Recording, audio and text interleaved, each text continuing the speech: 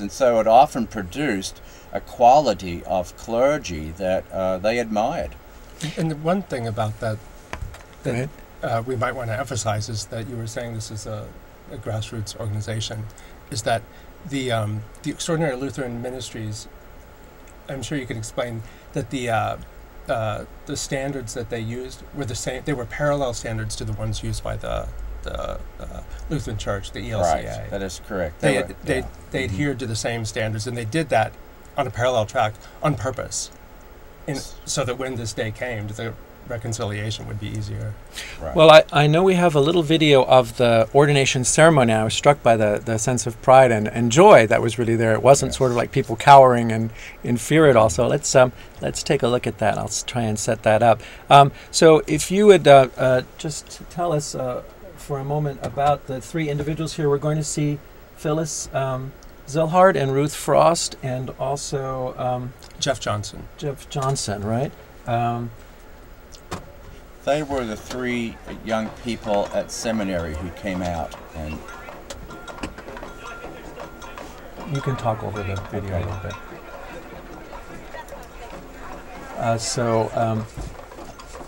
We're going to see scenes from the actual ordination service. Now, this didn't take place at St. Francis, did it? No, it took place at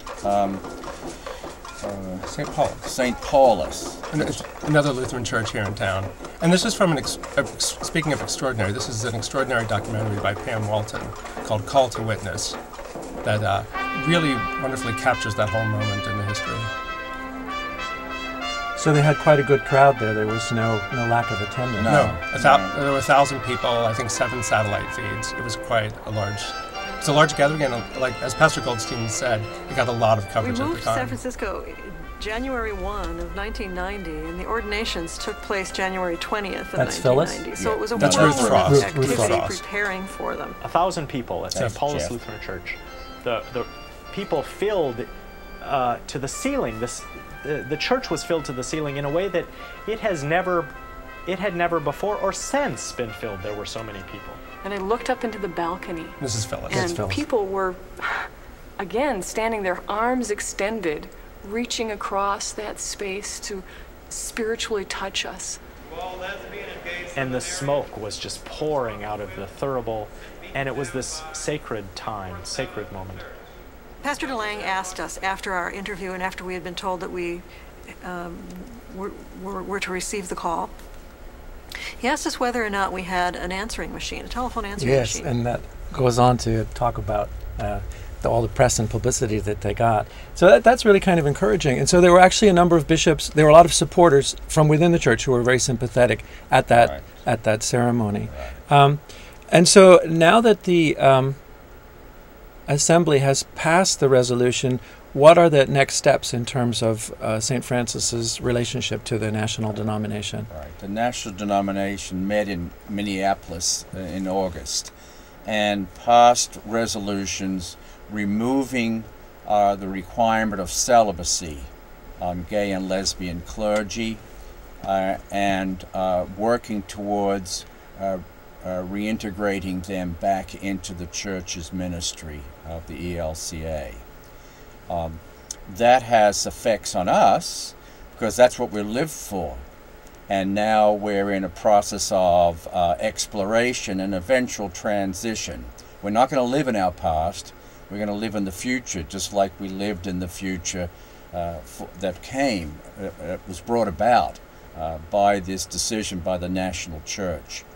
And we want to see what the details are, because it has to be all written out, all the procedures and policies, and they will be available in April, we're told.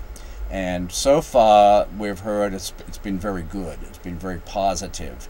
And the ELCA has really turned a corner. The Lutheran Church has turned a corner on life. It's made a decision, this is the way it's going, and it's not going to turn back on that.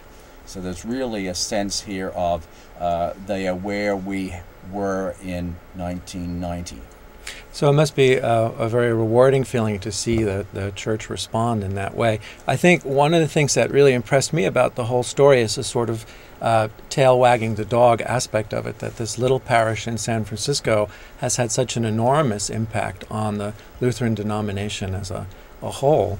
I wanted to ask you, Tom, a little bit about what it has been like in your experience as a gay man, your relationship to the church, and what this particular congregation has meant to you.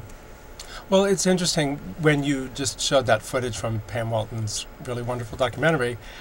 That was completely under the radar for me. Church had almost no place in my life at all at that moment. But at some point, that documentary was aired on KQED, I think, their local public. And I recognized something that was going on. And so I went to go visit St. Francis. And it was a very... This has been a 20-year process for the ELCA to come around. It took me about 10 years to come around just for me. I had been raised a Lutheran. I was an acolyte, a lector, everything you could do as a kid. I was quite devout as a kid, but it took me 10 years to re-engage. This was the 90s. It was the middle of the AIDS crisis, and I had as much hostility to organized religion at that point as anybody did, and I think that reflected the times.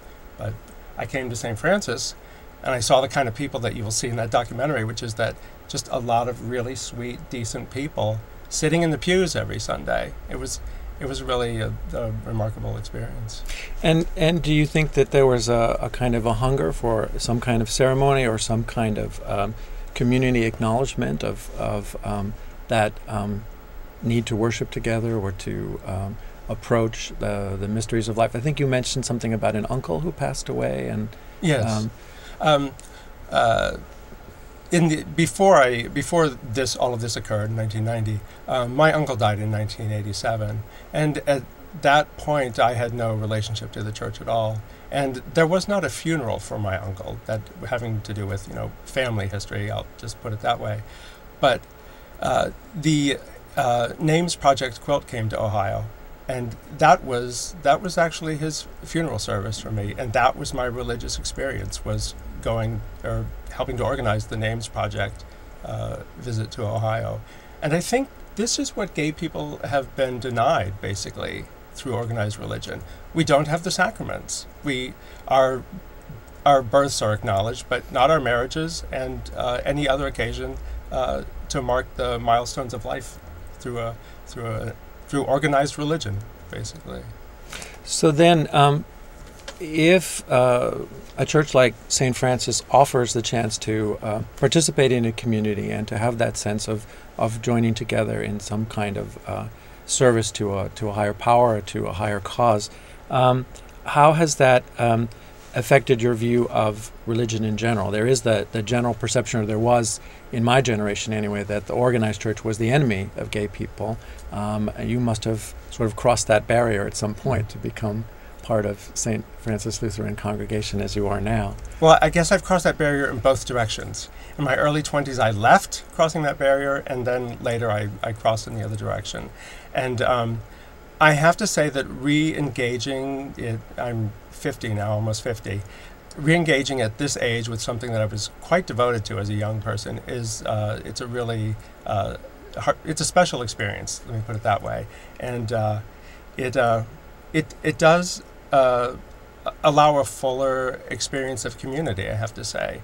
I think that attending a church with other people and bringing intentionality and spiritual attention to the passages of life is something all people hunger for in different ways. And the mainstream denominations, I believe, have allowed themselves to be marginalized by politically conservative, louder voices. And I think that's a shame that these quieter moments of spirituality have been denied to people because we're considered politically expendable, basically. Or politically incorrect, depending on how you look at it.